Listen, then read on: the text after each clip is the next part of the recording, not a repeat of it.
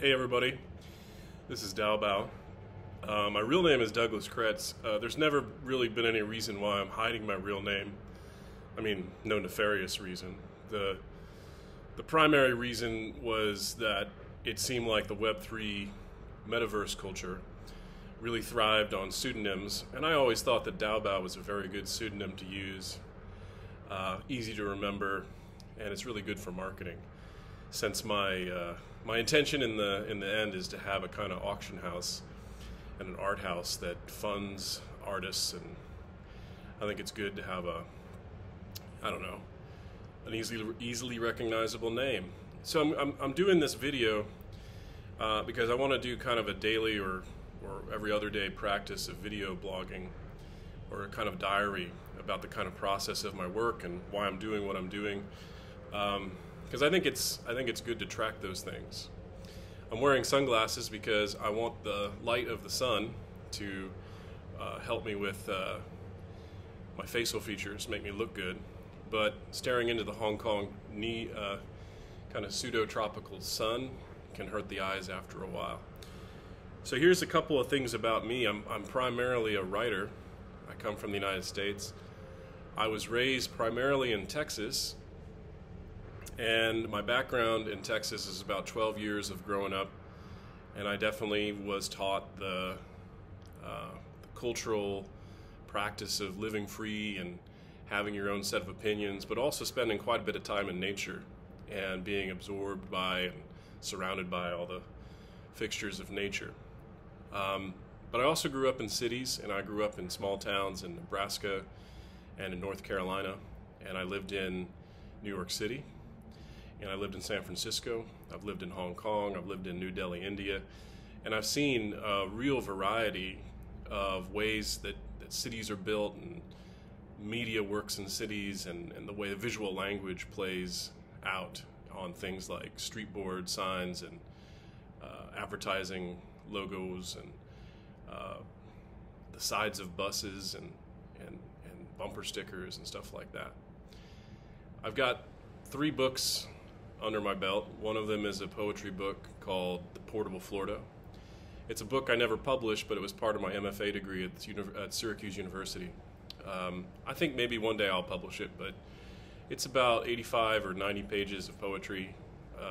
It was helped along and edited by Mary Carr, who is a writer who wrote The Liars Club and Cherry.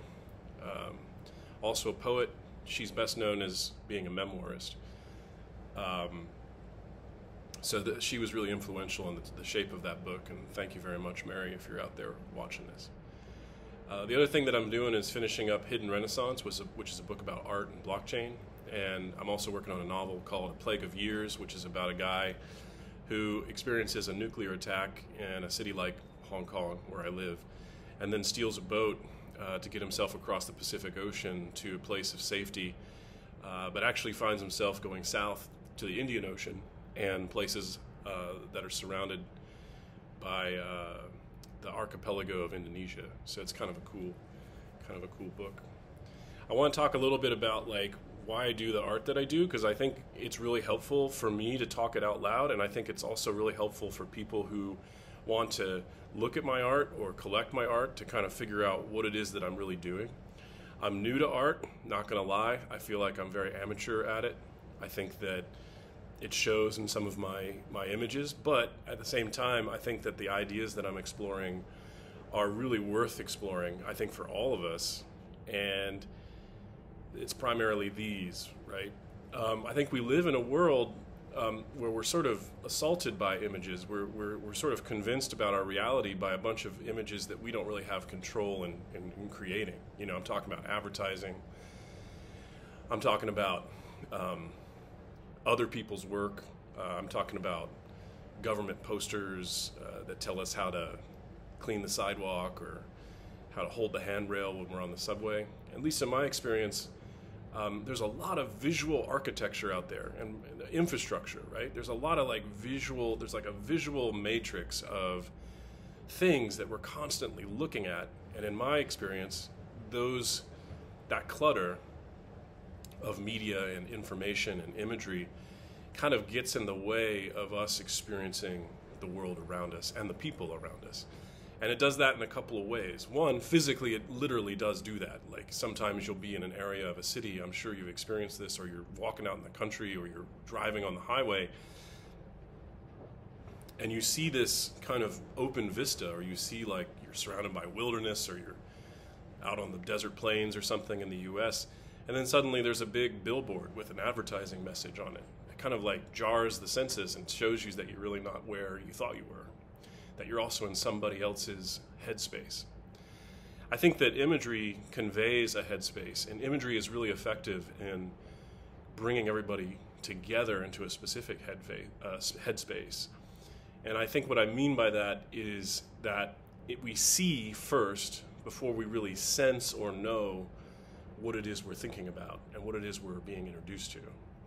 And since visual images are so compelling and so brutal in the way that they sort of invade our consciousness, we sort of, when we're exposed to a lot of them, we sort of just give up the sense of filtering, and we just sort of absorb everything that we're seeing.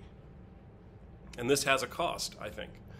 The cost is that we don't really reflect on what we're seeing. We're very rarely critical of the things that we see. And we're very sort of subliminally accepting of what we see. And I think that that alters the way we think about the world. And as we're sort of confronting the real world, it becomes very unclear about what is real and what is not real. And the real that we are often confronted with in imagery tends to be stuff that is very illogical, that doesn't fit with us on an individual level if we had time to expose ourselves to it and reflect on it and understand what's really going on with our individual mano-a-mano interaction with this reality. I think it's also important to understand that we live in an environment where we're surrounded by imagery. I forgot to mention like TVs, radios. Radios create a kind of auditory imagery, like they help us to imagine things that we're hearing about.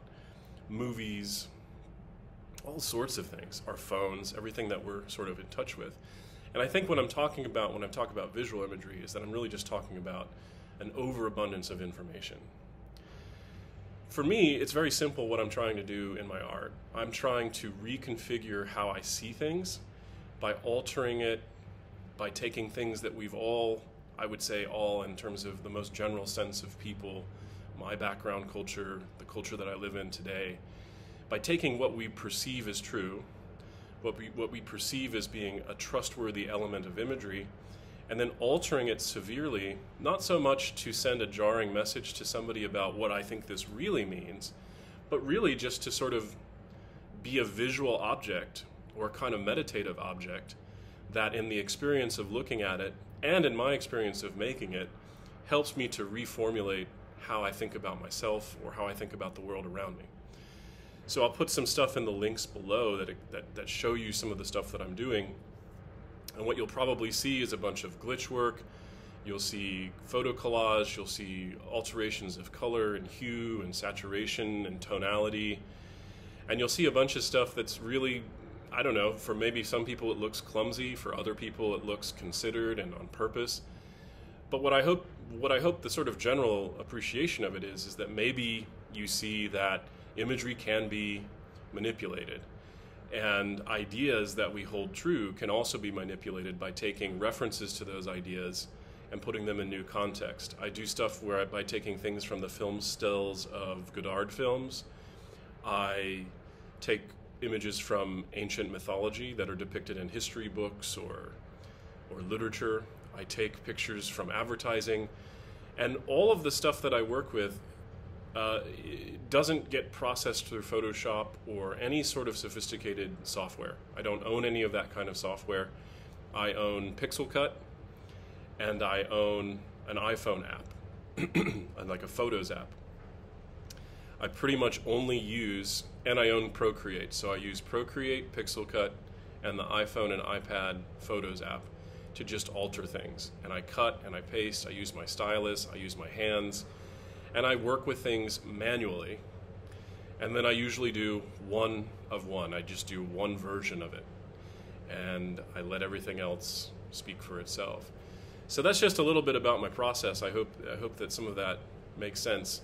I'll go into my background and stuff in other video blogs, or vlogs as they call them.